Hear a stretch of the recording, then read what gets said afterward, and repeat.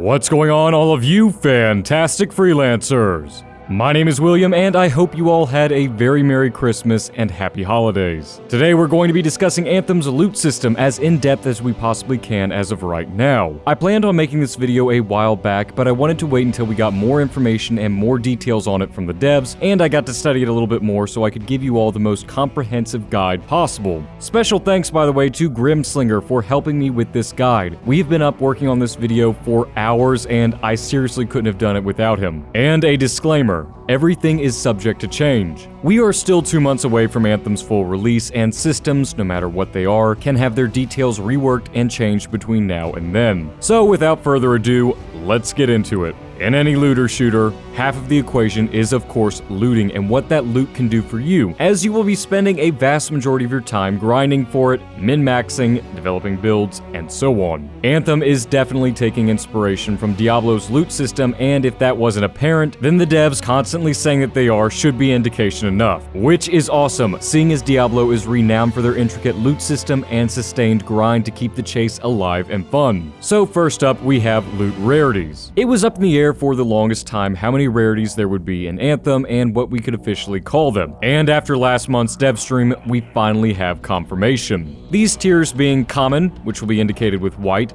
uncommon, which will be green, rare, which will be blue, epic, which will serve as purple, masterwork, which is orange, and the most powerful of all, legendary, which will be yellow. As we were told by Darren McPherson, one of Anthem's gameplay producers, you will be able to collect most of these loot rarities at whatever pilot level you happen to be at. How easy it'll be to come across them, though, is another story entirely. Based on the difficulty of your sessions, be they open-world explorations, strongholds, missions, contracts, and so on, the higher difficulty they are, the higher chance the higher tier stuff will drop. However, it seems to be the culmination of your pilot level and the difficulty of the activity that determines the item drop rarity. So essentially, if you are playing on normal mode as opposed to Master or Grandmaster, you might find rare to epic item drops regularly as opposed to Masterwork and Legendary. However, it also depends on the activity. You're more likely to find Masterwork and Legendary items playing in Strongholds at a higher drop rate than you would in free play at the same difficulty. It's also worth noting that unlike in Destiny, you will be able to equip as many Legendary, the highest item tier rarity in the game, as you please, as opposed to one armor piece or one weapon. But more on weapons and attachments in a second. Let's talk about components. So for a while now, we've known about the existence of passives, but we've never gotten the full extent of what they are or what they could be. We always assumed that they were special abilities for having a special piece of armor equipped like in most games, but obviously we were wrong. Components replace what armor would traditionally be. First, a little background to ease you all into understanding components. Anthem's lead producer, Ben Irving, has stressed on multiple occasions that there is a clear difference between vanity and power in Anthem's customization system. The component element of customization definitely emphasizes this. So in most RPGs, you have stats tied to armor. You have a helmet that increases your base health by 50% and looks a certain way when equipped.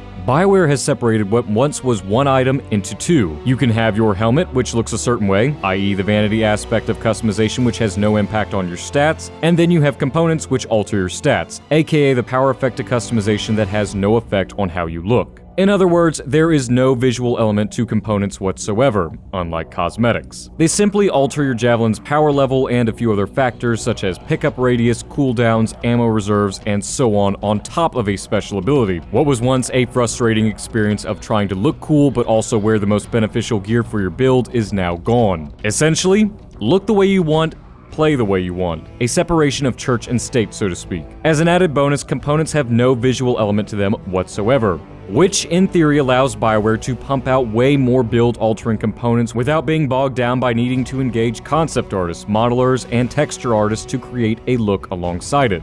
But we'll get more into components in just a second. I'll be perfectly honest with you all, I have never been a big fan of random rolls whatsoever, especially in Destiny where the RNG would always be against me, and not getting that perfect god roll can really be frustrating in the long run, especially in a competitive setting. However, I'm actually a big fan of how Anthem's doing the RNG, bias aside. In Anthem, the random rolls will be fixated on the inscriptions for weapons, attachments, and components. An inscription is in essence the bonus stats. On weapons and gear attachments, depending on the rarity, there are up to 4 inscriptions that can be random rolled. Legendary Masterwork weapons and attachments have 4, Epic will have 3, Rare will have 2, Uncommon will have 1, and Common will not have any random rolls of any sort, to quote the devs. However, on something like Components, there are only 2 inscriptions that we have seen that can be changed no matter the rarity.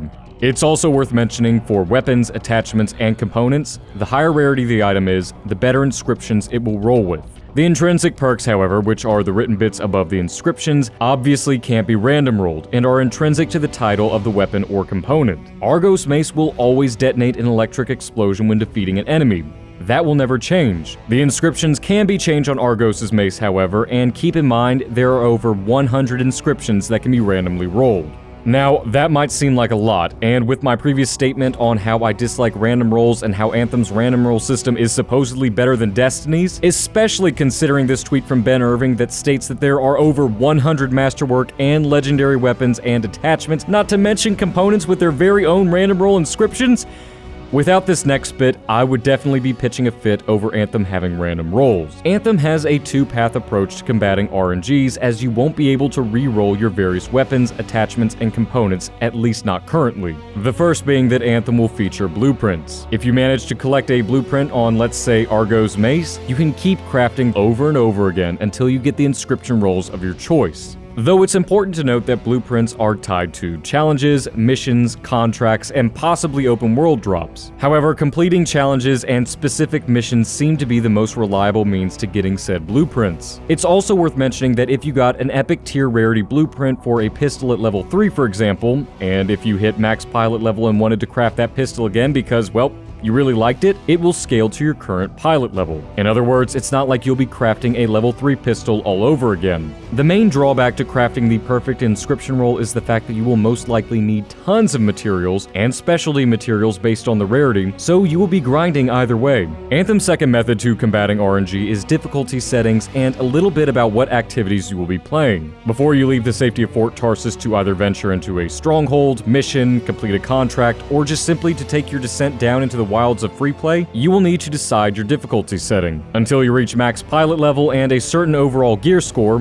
more on gear scores in a second, the rank of Grandmasters 1 through 3 will be locked off to you. So you'll be stuck playing through the regular 3 settings with Master as your maximum difficulty setting. However, once you hit the ability to go all the way up to Grandmaster number 3, you will be able to have components, attachments, and weapons drop at the highest rarity, legendary, at a higher consistency than you would at the easiest settings or even Grandmaster ranks 1 and 2. I can't imagine they would give a difficulty setting the title of Grandmaster rank 3 without merit. You would be wise to bring a full squad with you, should you decide to venture into the wilds outside the wall, for missions, contracts, or so on in general. Speaking of contracts, we have been told that legendary contracts will also be a viable way to get legendary components, attachments, and weapons. We don't have too many specifics on contracts at this time or legendary contracts, such as how we get them, how often they will appear, if they will give blueprints, or just simply a better RNG roll chance on a piece of gear in particular upon completing the contract, and so on. But either way, they're worth mentioning. Strongholds, though, are a different story entirely. They are considered endgame grade content, which means more drops and higher rarity drops at that.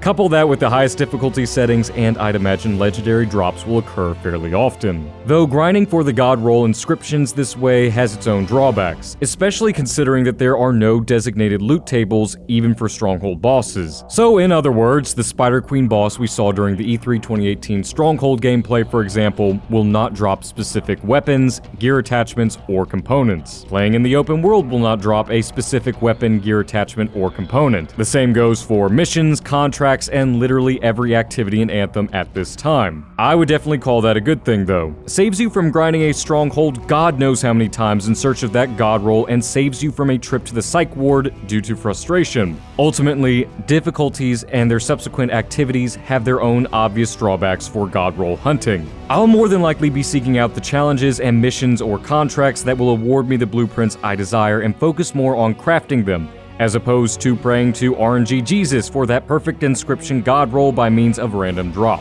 One thing I do want to touch on, however, is the importance of inscriptions. Let's say I got Jar's Wrath, but the random roll inscriptions aren't the best. I'm still going to have a ridiculously powerful weapon with an insane intrinsic perk that will level the playing field. Spare ammo or recharge time inscriptions are all good and well, and if my build would benefit wildly from having those, sure, I can grind them out, but I will be just fine without them until I get them. It's not like I'll be at a competitive disadvantage without them like I would in other games, but we've spent enough time on how RNG will work in Anthem, so let's move on to something else. Gear score will be playing a vital role in Anthem, but in all seriousness, what doesn't play a vital role? All items will have a score next to them, be it components, attachments, or a weapon. These numbers can change between now and launch, but as it currently stands, items that are common will be 18, uncommon will be 22, rare will be 32, epic will be 36, masterwork will be 40, and while we didn't see any legendary items, I'm assuming that it'll be 44 given that everything ranks up in increments of 4 aside from the 10-point leap from uncommon to rare. But it very well could be another 10-point leap from masterwork to legendary, making legendary items worth 50 points. Either way, the overall item score combined will factor into your overall gear score, and if the vast majority of your loadout is a certain rarity, your javelin suit will have that rarity title in front of it, as can be seen with Darren's rare Colossus. To conclude, gear score plays a much larger role than you may think. It takes a combination of both max pilot rank and gear score to unlock the highest difficulty settings so you can grind for that higher ranked loot at a higher rarity drop. And that, my friends, is your in-depth guide into how loot, random rolls, crafting, and so on will work in Anthem. There will be time cards pinned in the description below for each individual section if you need to skip to it for reference later on. Before we wind down the video, another huge shout out to GRIMSLINGER for helping me with this video.